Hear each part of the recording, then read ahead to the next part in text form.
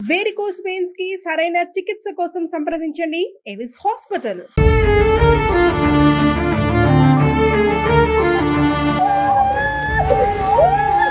మీరు చెప్పండి తండ్రిగా, అంటే మీరు ఆ స్థలంలో ఉన్నారు, ఆ అబ్బాయి చెప్పేటప్పుడు ఆ అబ్బాయితో మాట్లాడుతున్నారు, మీరు ఆ అబ్బాయి వర్షన్ ఎలా ఉంది?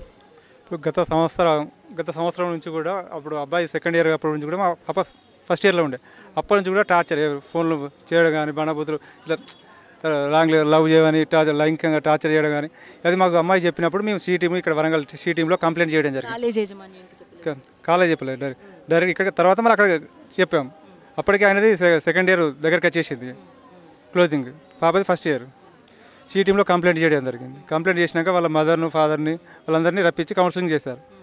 చేసిన తర్వాత అతని ఫోన్లో అమ్మాయిల అన్ని ఫొటోస్, ఇక బట్టలు లేకుండా న్యూడ్ ఫొటోస్ ఐఫోన్లో, సెకండ్ ఇయర్ అబ్బాయికి ఐఫోన్ వాళ్ళ తప్పే లేదు.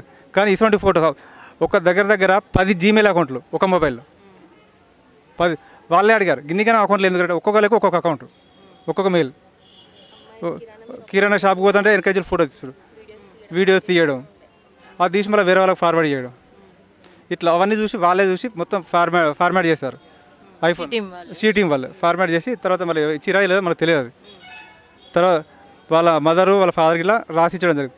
ఈ అమ్మాయికి మీ ఇంటికి రావడం కానీ మీ వీధిలో తిరగడం కానీ ఎలాంటి ఫోన్ కానీ టార్చర్ కానీ రాదు, అమ్మాయికి ఏమైనా జరిగినా కానీ పూర్తి బాధ్యత మాదే ఆమె అని మనకు రిటర్న్గా కూడా బాండ్ పేపర్ కూడా రాసి ఇవ్వడం జరిగింది. అది కూడా సి టీంలో కంప్లీట్ ఉంది. అది ఆల్రెడీ నిన్న 28 నిన్నటి రోజున మాకు అమ్మాయి మళ్ళీ ఇట్లా కాల్స్ మళ్ళీ హరాస్మెంట్ చేస్తున్నాడు అని అంటే సరే చూద్దాం తీయని మేము అనుకున్నాం. నేను అరౌండ్ 2 వరకు ఇంటికి లంచ్కి వెళ్ళాను. లంచ్కి వెళ్ళే టైంలో పాప కాల్ చేసింది, ఫాస్టింగ్ డాడీ కొంచెం మంచిగా తీసుకురమ్మని, భద్రావతి తినొద్దు అని చెప్పాను. సరే ఊకే మరి ఇంకోసారి రెండోసారి రిపీట్ చేసే వరకు తీసుకొని వెళ్ళాను. నేను లంచ్ చేశాను, పాప కూడా తిన్నది. ఒక హాఫ్ అన్ అవర్ దాకా మాట్లాడాను పాపతో. అప్పుడు మాట్లాడినప్పుడు మీకేమైనా అనిపించిందా? అంటే తను అధైర్యంతో ఉంది లేదంటే ఏదైనా చేసుకునేంత పిరికిదైతే కాదు, పిరిగి కాదు.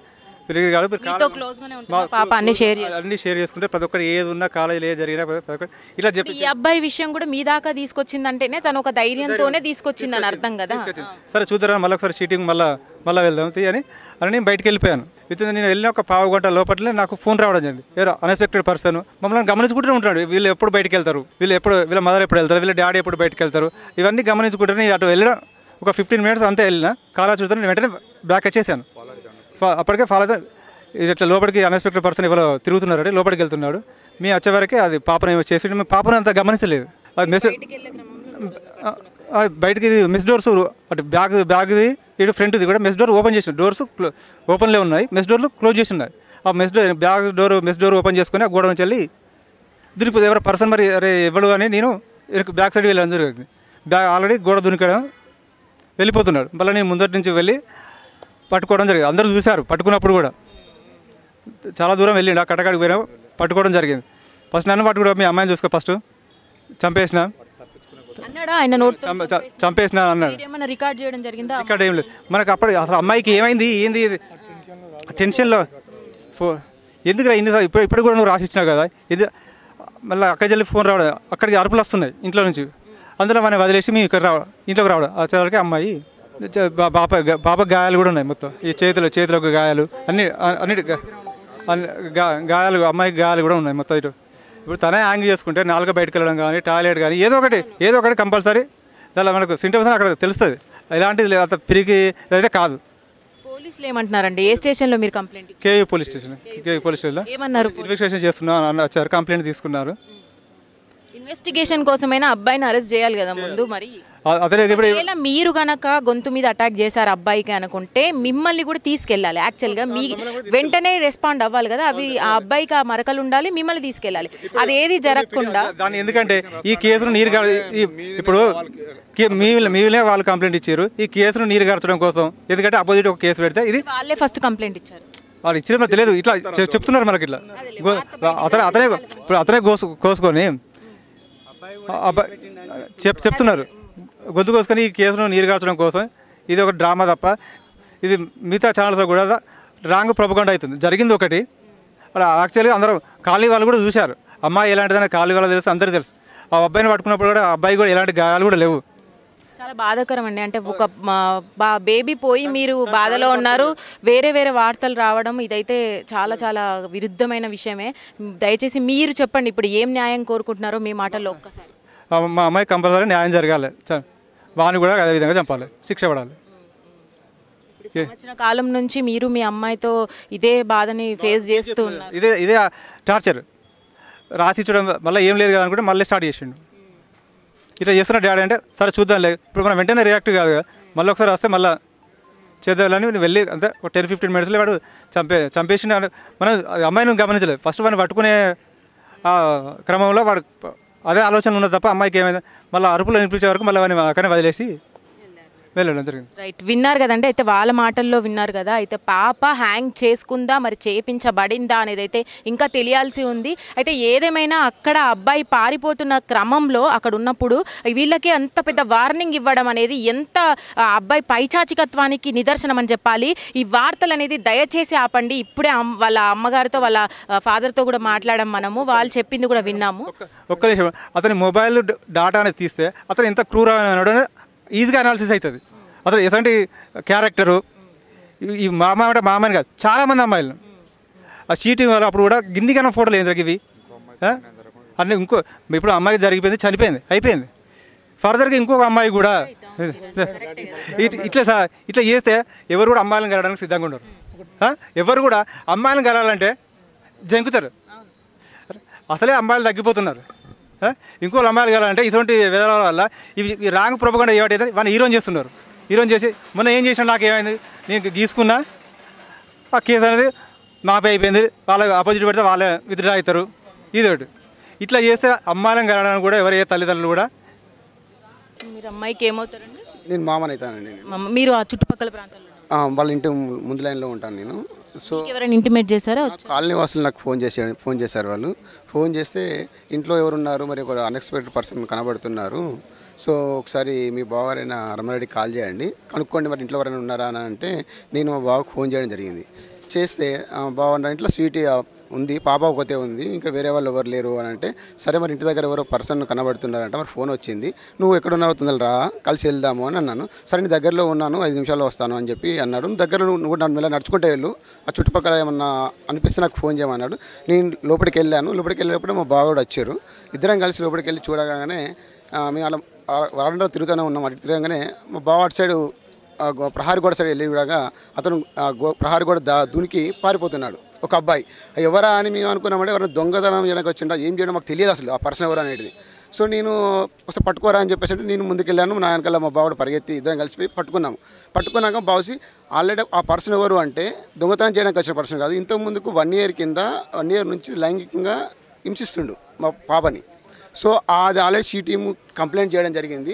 సో వాళ్ళు ఆల్రెడీ బాండ్ పేపరు సిటీఎంలో రాయడం జరిగింది. మా పాపకి ఎటువంటి ప్రాబ్లం అయినా కూడా తల్లిదండ్రులు కూడా మాదే పూర్తి బాధ్యత అని కూడా చెప్పడం జరిగింది. సో దానితో మేము భరోసాతో మేము ఇన్ని రోజులు ఉన్నాం. సో మధ్యలో కూడా ఒకసారి రావడం జరిగిందంటే అది కాలనీ వాసు కూడా చెప్పారు, కానీ మేము అంతగా నమ్మలేదు.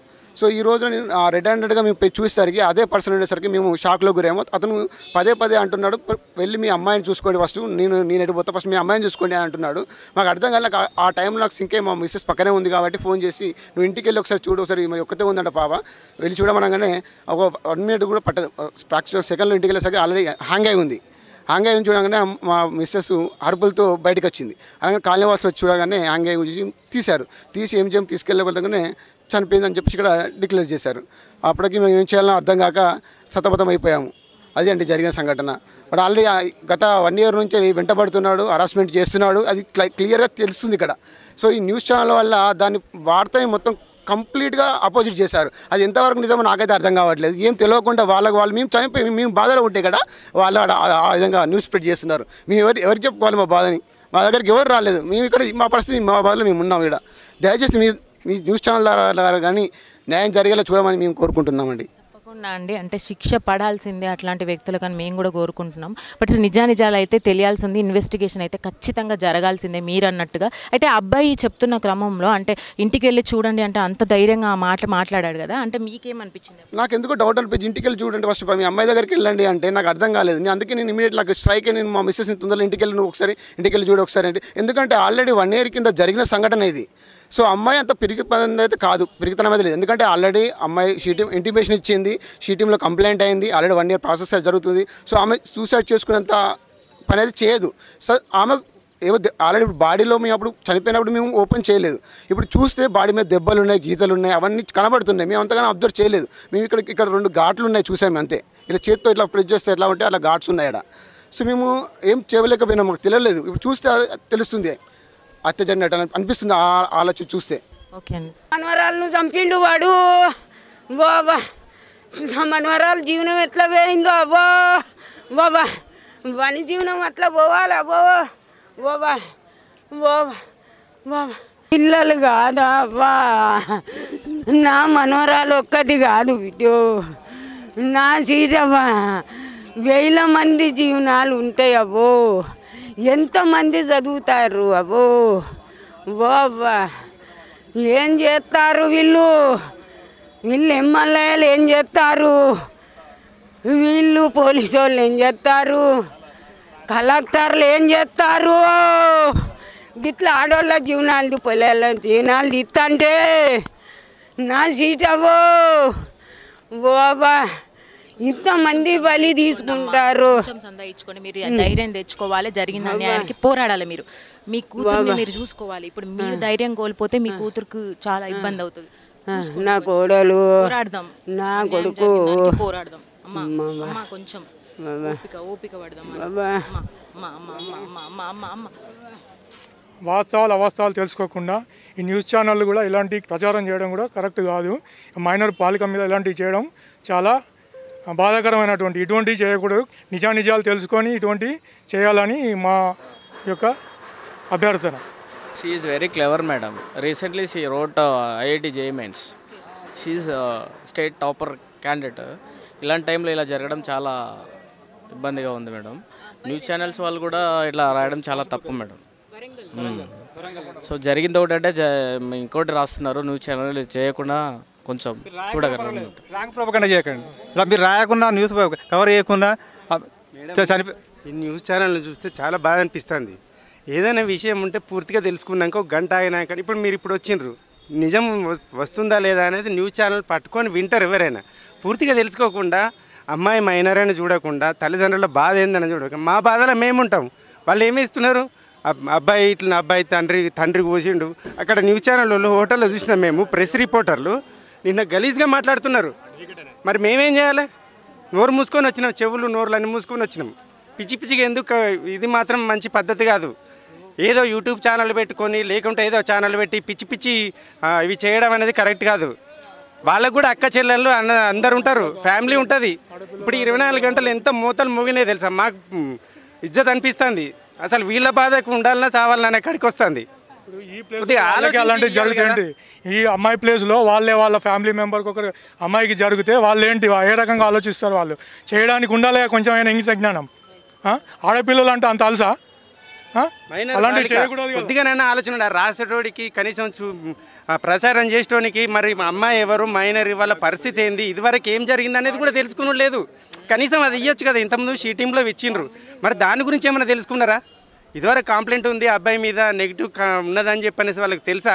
తెలియదు. డైరెక్ట్ ఇచ్చేసినామా అయిపోయింది. అంటే ఇద్దరిని బదనాం చేస్తున్నారు. అంటే ఇక్కడ పేరెంట్స్ని అయితే ఆడపిల్లలు అన్నోళ్ళని అయితే చాలా ఇబ్బంది పెడుతున్నారు. మేము స్వయంగా మా ఫ్యామిలీస్ మొత్తం బాధపడుతున్నాయి.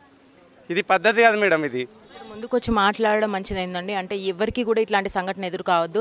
ఆల్రెడీ ఆ అమ్మాయి చనిపోయి ఉంది, అసలే వాళ్ళ బాధలో ఉన్నారు. మరి 24 గంటల నుంచి మీరు భరించడం కూడా అది కరెక్ట్ కాదు, అది బాధాకరమే. దయచేసి మీరు కూడా కొంచెం ఓపికగా ఉండండి. మేము కూడా వాస్తవం అనేది టెలికాస్ట్ చేస్తాము. ఖచ్చితంగా ఆ అబ్బాయికి శిక్ష పడుతుంది. శిక్ష పడేదాకా సుమన్ టీవీ మీతోనే ఉంటుంది, ఖచ్చితంగా ఉంటుంది. రైట్, విన్నాం కదండి. వాళ్ళ మాటల్లో అయితే వాళ్ళు చాలా బాధలో ఉన్నారని చెప్పాలి. మైనర్ బాలిక యాక్చువల్గా సంవత్సరం నుంచి కూడా వేధింపులకు గురవుతున్న బాలిక సంవత్సరం నుంచి సీనియర్తో వేధింపులు గురవుతుంది. ఆల్రెడీ షీ టీమ్కి తెలపడం జరిగింది. ఈ క్రమంలో ఇన్ని రోజుల తర్వాత కూడా మళ్ళీ ఇంటికి రావడం, అతను అంత స్వేచ్ఛగా రావడము, మళ్ళీ అటాక్ చేయడానికి ప్రయత్నించడము, అప్పుడే బయట వాళ్ళు చూసి వాళ్ళకి తెలియజేసి అక్కడికి చేరుకునే లోపే అతను వెళ్ళిపోతున్న క్రమంలో వీళ్ళని పట్టుకోవడానికి వీళ్ళందరూ ఉంటే ఆ అమ్మాయి అక్కడ హ్యాంగ్ అయిపోయి ఉండడం, అసలు హ్యాంగ్ కారణాలు ఏంటైతే తెలియాలి. బట్ నాకు ఒక విషయం అర్థం కావట్లేదంటే దీంట్లో ఒక అబ్బాయి అంత దారుణంగా బిహేవ్ చేయడం, అంత పైచాచికత్వం చూపించడము, అమ్మాయిని చూసుకోపోండి అనే అంత ధైర్యంగా అబ్బాయి చెప్పాడు స్టేట్మెంటు అంటే ఎన్ని రోజులుగా ఇది ప్లాన్ ప్రకారంగా జరుగుతుంది? మరి మర్డర్ అటెంప్టా ఇది, లేదంటే ఆత్మహత్యనా? ఇంకా తెలియాల్సి అయితే ఉంది. బాడీ మీద మాత్రం గుర్తులు ఉన్నాయని అయితే వాళ్ళు వాపోతున్నారు. చూసే సంఘటనలను బట్టి చూసుకున్నట్టయితే ఖచ్చితంగా ఇందులో ఒక మిస్టరీ ఉందని అయితే అర్థమైపోతుంది. మరి ఆ అబ్బాయి ఏమైపోయాడు? ఇప్పటివరకు కూడా కేయూ పోలీస్ స్టేషన్లో వీళ్ళు కంప్లైంట్ ఇవ్వడం జరిగింది. మరి ఇన్వెస్టిగేషన్ స్టార్ట్ చేశారా లేదా, అమ్మాయికి న్యాయం జరుగుతుందా లేదా? రిపీటెడ్గా అమ్మాయిల విషయంలోకి వస్తే ఇప్పుడు పరువు హత్యలు అనే ఒక మాట వదిలేస్తున్నాం, కానీ దాని వెనకాల అసలు అమ్మ నాన్న వాళ్ళ వాయిస్లు విన్నట్టయితే చూసుకున్నట్టయితే గొంతు మీద అటాక్ చేస్తే కనుక అక్కడే ఇమీడియట్గా అరెస్ట్ చేయాల్సి ఉంటుంది పోలీసులు. మరి వాళ్ళ తండ్రి ఇక్కడే ఉన్నాడు. మరి వార్తలలో కానీ ఎక్కడెక్కడ న్యూస్లలో కానీ ఇది రిపీట్ అవ్వడం వాళ్ళని చాలా బాధిస్తుందండి. అసలు అమ్మాయికి ఏం జరిగిందనేది దయచేసి ఇంకా తెలియాల్సి ఉంది, తెలుసుకుందాం, ఆగండి. అలాగే ఆ అబ్బాయిని వదిలే ప్రసక్తే లేదు. ఆ అబ్బాయి మైనర్ బాలిక విషయానికి రావడం ఒకెత్తైతే ఆ అబ్బాయి చేసే సంఘటనలు కానీ దృశ్యాలు కానీ అని చూసుకున్నట్టయితే ఫోన్స్లలో కూడా చాలా చాలా విపరీతమైన ఫొటోస్ ఉన్నాయని అయితే వీళ్ళే ఇప్పుడు అంటున్నారు. షీ టీమ్స్ కూడా మనం ఎంక్వైరీ చేయాలి. ఇప్పుడు అసలు అంత దుర్మార్గమైన వ్యక్తిత్వం ఉన్న అబ్బాయి ఇట్లాంటి సమాజంలో తిరుగుతున్నాడు అంటే ఇప్పుడు వీళ్ళ కూతురుకు అయింది, రేపు ఇంకొక అమ్మాయికి అవుతుంది. మైనర్ బాలికే అయి ఉండొచ్చు, మేజర్ కావచ్చు. ఇదైనా కూడా మన సొసైటీలో అంత మంచిదా? మరి రిపీటెడ్గా ఇవన్నీ జరుగుతున్నప్పుడు మనము అవేర్నెస్ దేనికి ఇవ్వాలి, అసలు జరిగిన దాన్ని ఎలా చూపించాలి అనేది ముఖ్యం అనేది అయితే నా ఉద్దేశము. ఇప్పుడైతే వాళ్ళ వాయిస్లోనే ఇక్కడ దాకా వచ్చి వాళ్ళ వాయిస్ వినిపించాలి. 24 గంటల్లో చాలా రకమైన వార్తలు వస్తున్నాయి. తండ్రే గొంతు కోసాడు అబ్బాయిది, అందుకనే ఆ అమ్మాయి సూసైడ్ చేసుకుంది, ఇలాంటివి చాలా వింటున్నామండి. అదంతా కూడా కరెక్ట్ కాదు. ఇప్పుడే వాళ్ళ మాటల్లో అయితే విన్నాం కదా. ఇదంతా కొంచెం తేలాల్సి ఉంది. ఇన్వెస్టిగేషన్ తర్వాత మీకు నేను అప్డేట్ ఇస్తాను. దయచేసి ఈ ట్రోల్స్ కానీ ఈ పరువు హత్యలు అనేవి ఆపేయండి. వాళ్ళ మాటల్లో మీరు విన్నారు, మళ్ళీ వినండి. కాకపోతే వాళ్ళతోనే చెప్పించాను, దయచేసి వెయిట్ చేయండి. ఎవరు కూడా తప్పుడు వార్తల్ని రాయకండి. ఇప్పటికీ వాళ్ళ బాధలో ఉన్నారు. మైనర్ బాలిక, కొంచెం అర్థం చేసుకోండి. మన ఇళ్ళల్లో కూడా ఒక అమ్మాయి ఉంటుంది, వాళ్ళ బాధ కూడా అదే. దయచేసి మేము అప్డేట్ ఇచ్చే వరకు ఆగండి.